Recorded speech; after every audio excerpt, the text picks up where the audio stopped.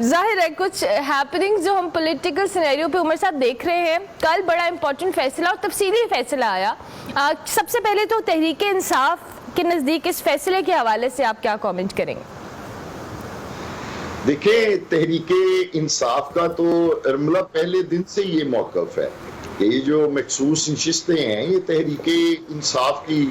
नशिस्तें हैं। और आपको याद होगा कि ये मखसूस नशिस्तों का जो फैसला है ये पहली मरतबा गालिबन 12 जुलाई को सुप्रीम कोर्ट ऑफ पाकिस्तान के 8 जजेस की अक्सरियत ने ये फैसला दिया था। और उन्होंने बाकायदा कहा कि तहरीक इंसाफ एक पार्टी के तौर पर इंतखाबात में एग्जिस्ट करती थी, करती है और पार्टी के तौर पर ही करती रहेगी। और फिर बैरिस्टर गोहर जो हैं उन्हें सुप्रीम कोर्ट ऑफ पाकिस्तान ने पाकिस्तान तहरीक इंसाफ का चेयरमैन भी तस्लीम किया और इलेक्शन कमीशन को बाकायदा ये हदायत की। लेकिन उसके बावजूद बाद फिर इलेक्शन कमीशन जो है वो सुप्रीम कोर्ट ऑफ पाकिस्तान से रजू कर लेता है कि जी इस फैसले में कुछ अबहाम है। और गालिबन 14 सितंबर को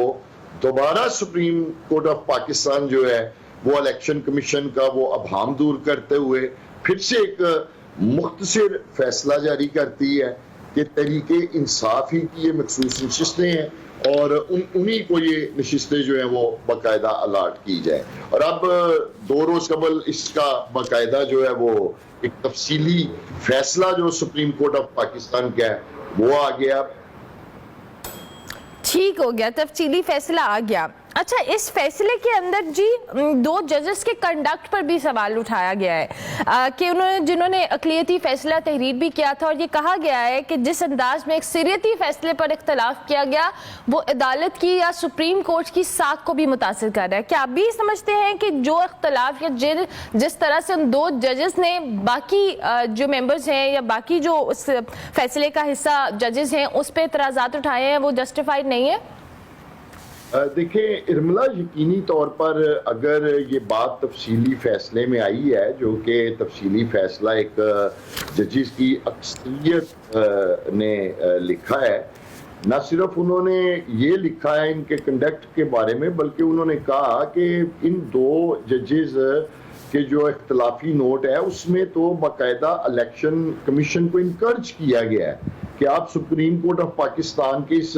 अक्सरीती जजेस के फैसले को ना माने। मतलब उन्होंने इलेक्शन कमीशन को सुप्रीम कोर्ट के अहकामात मानने से बल्कि जो है वो उकसाया है। तो बाकायदा सुप्रीम कोर्ट ऑफ पाकिस्तान के इस तफसीली फैसले में कहा गया है कि इन 2 जजेस के कंडक्ट के खिलाफ बाकायदा एक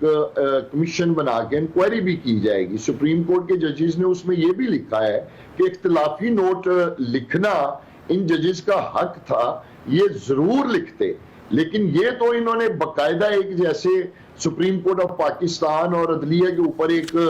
हमला कर दिया, ना कि एक इख्तिलाफी नोट लिखा है। अच्छा उमर साहब, अभी आप जिस तरह से बात करें, लेकिन अब अदलिया या अदालतें वो एक सिस्टम है जो मुल्क के अंदर एक बैलेंस, एक इंसाफ का सिनेरियो बना के रखती हैं। अब इस तरह के इम्पोर्टेंट केस के ऊपर जब फैसला आया और जिस तरह से जजेस के दरमियान में जो इख्तलाफ है वो सबके सामने आया, जाहिर है सुप्रीम कोर्ट हो या कोई भी हम इस तरह से मामले देखते हैं कि जजेस का आपस में किसी भी तरह का इख्तलाफ एक पूरे इदारे को, एक पूरे सिस्टम को कहीं ना कहीं डूबियस करने में लोग एतराज़ात करते हैं। फिर उस पर इख्तलाफ अगर है भी तो इस तरह से ओपन इख्तलाफ आपको लगता है कि फिर जो जाहिर है पहले ही अदालती मामलात में बहुत सारे भाम क्रिएट हो जाते हैं, इससे मजीद होंगे? देखें इरमला, पहले तो हमने ये देखना है कि ये सुप्रीम कोर्ट ऑफ पाकिस्तान जो कि इंसाफ का सबसे बड़ा इदारा है, मनसब है, और वहाँ जितने भी ये जजेस जो हैं वो तशरीफ फरमाए, उनके अब बुनियादी फराइज क्या हैं? उनका फर्ज तो यही है ना कि उन्होंने अवाम को, लोगों को इंसाफ फराहम करना है। और अगर कोई इंसाफ फराहम करने की बजाय उस मनसब के ऊपर बैठकर खुल्ला बे इंसाफी करने लगे तो फिर तो वहां ऐसे सिचुएशन सूरत हाल पैदा हो सकती है। मैं समझता हूं कि अगर ये जो दो जजेस हैं, अगर जिस तरह के ये अभी जो तफसीली फैसला आया है उसमें बाकायदा लिखा गया है, इख्तलाफी नोट का बाकायदा हक रखते हैं जजेस लिखने का, लेकिन ये तो इख्तलाफी नोट ऐसे लग रहा है कि जैसे हमारे फैसले के खिलाफ इख्तलाफी नोट नहीं बल्कि हमारे फैसले के ऊपर हमलावर हो गए हो। तो ये सुप्रीम कोर्ट ऑफ पाकिस्तान के जजेस खुद अपने तफसीली फैसले में लिख रहे हैं, ये कुछ तरीके इंसाफ कह रही। अच्छा, अब वजीर कानून साहब कह रहे हैं कि पार्लियामेंट की कानून साजी जो सुप्रीम कोर्ट के फैसले से बालातर है, क्योंकि हुकूमत जी उनके मुताबिक पहले इलेक्शन एक्ट का सहारा लेते हुए तहरीक इंसाफ का जो वजूद है वो खत्म कर चुकी है। क्या वाकई ऐसा ही है? देखिए, पहले तो मैं आपको अर्ज करूं इरमला के ये जो अभी वजीर कानून मौसूफ बयान फरमा रहे हैं, ये जो एक्ट आ रहे हैं इसकी बेनिफिशियरी बुनियादी तौर पर हुकूमत है, हुकूमत खुद बनना चाहती है। और दूसरी बात ये है कि जो मामला ऑलरेडी सुप्रीम कोर्ट के पास गया हुआ है वो तो आप एक्ट पार्लियामेंट में नहीं बना सकते कि जो मामला ऑलरेडी सुप्रीम कोर्ट में है, और आइन की जो इंटरप्रिटेशन है वो तो सुप्रीम कोर्ट ऑफ पाकिस्तान ने करनी है। और इस तफसीली फैसले में जो सुप्रीम कोर्ट ऑफ पाकिस्तान की तरफ से आया है उसमें जो सबसे पहला उन्होंने कहा है कि इलेक्शन कमीशन इलेक्शन करवाने में 8 फरवरी का मुकम्मल तौर पर नाकाम रहा है। इलेक्शन कमीशन एक आईनी अदारा है और ये उसकी जिम्मेदारी बनती है आईनी तौर पर कि वो मुल्क में एक साफ शफाफ इंतखाबात करवाता, जबकि उन्होंने लिखा है इलेक्शन कमीशन खुद तहरीक इंसाफ के खिलाफ एक पार्टी के तौर पर, एक फरीक के तौर पर सुप्रीम कोर्ट और पेशावर हाई कोर्ट में आके पेश हो रहा है। अच्छा उमर साहब, वैसे तो ये फैसला अब जिसकी हम बात कर रहे हैं, लेकिन मौजूदा हुकूमत जो है, चाहे वो आजम नदीर ज़ाहिर साहब हों या राना सनाउल्लाह साहब हों, राना सनाउल्लाह को भी मैं कल किसी टीवी चैनल पे सुन भी रही थी, उन्होंने कहा जी कि कहीं नहीं लिखा कि जो सुप्रीम कोर्ट कहेगी वो आइन होगा। मैं तो राना सनाउल्लाह साहब की अकल के सदके जाऊं, मैं राना सनाउल्लाह साहब की अकल के वारी जाऊं, जगह भी नहीं थी। कई लोग वहां बेहोश हुए, मैं आपको बताऊं, उस सफोकेशन और उस गर्मी की वजह से, लेकिन उसके बावजूद एक बहुत बड़ी तादाद वहां अवाम की पहुंची। वहां तो अगर कमी थी तो एक मीनार की कमी थी। अगर हमें कोई रेडीमेड मीनार मिल जाता और हम उसे वहां लगा देते तो यकीन जाने कि ये ऐसे ही था जैसे मीनारे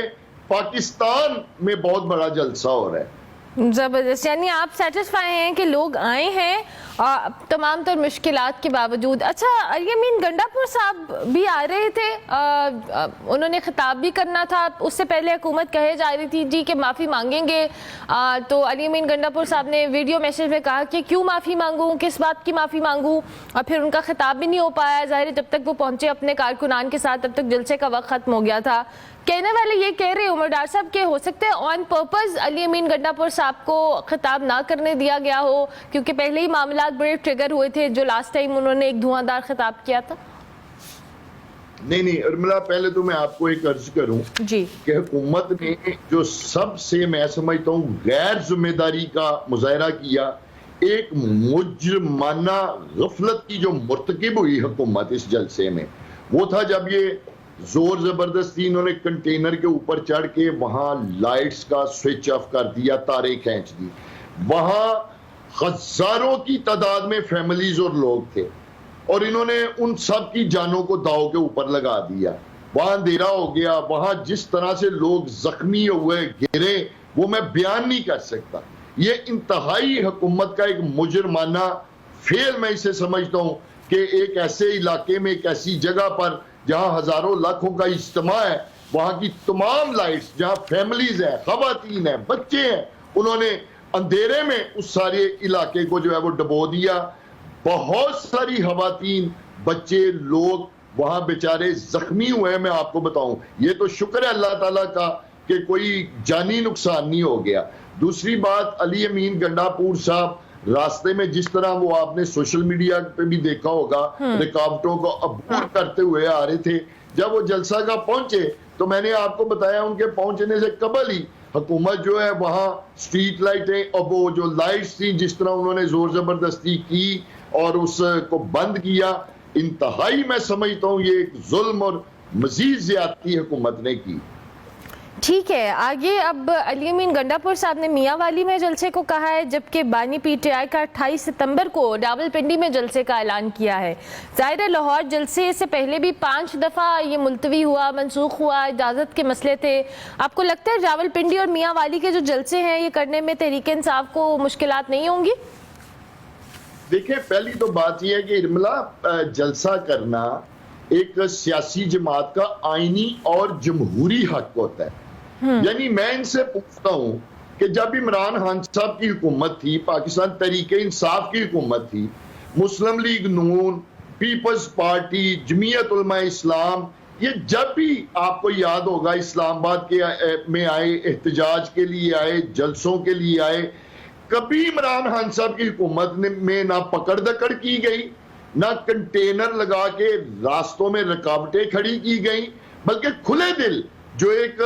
अपोजिशन जमातों का हक है, आईनी जमहूरी हक है, वो इन्हें कभी रोक टोक नहीं थी तहरीके इंसाफ की हुकूमत में। इन्होंने जीटी रोड के ऊपर भी एहतजाज किए, रैलियां की, लिहाजा जलसा करना हमारा आईनी और जमहूरी हक है। तो इन्हें प्रॉब्लम क्या है? क्यों नहीं तहरीके इंसाफ को ये जलसा करने की इजाजत देते? जबकि आज तो हमारे लीडर इमरान खान साहब वो खुद भी जलसागाह में मौजूद नहीं होते, वो तो अडियाला जेल में बंद है और उसके बावजूद जो है ये इतने खौफजद हैं, इनकी कांपे टांग रही हैं। जब भी तहरीके इंसाफ जलसे के लिए जो है वो एप्लीकेशन देती है, इनकी रातों की नींदें उड़ जाती हैं, इनको रात को नींद ही नहीं आती, सही रात ये जागते रहते हैं इस फिक्र में कि तहरीके इंसाफ जलसा करने के लिए आ गई है। और फिर जलसे के बाद जिस तरह के ये प्रोपेगेंडे शुरू कर देते हैं इमरान खान साहब के खिलाफ, कभी कहते हैं ये यहूदी लॉबी का एजेंट है, ये इसराइल का एजेंट है, जब बाहर जाते हैं तो कहते हैं जी इमरान खान बहुत ही बुनियाद परस्त मुसलमान है, और जब पाकिस्तान आते हैं तो कहते हैं जी इमरान खान जो है वो यहूदी है, वो इसराइल लॉबी। ये तो मैं आपको बताऊं, ये पागल हो चुके हैं, इमरान खान फोबिया हो चुका है इनको। हुकूमत पूरी जो है वो इमरान खान का नाम सुनकर उनकी कांपे टांग जाती हैं, रातों को नींद नहीं आती, अहमकाना और पागलाना हरकतें कर रही है ये हुकूमत इमरान खान के खौफ से।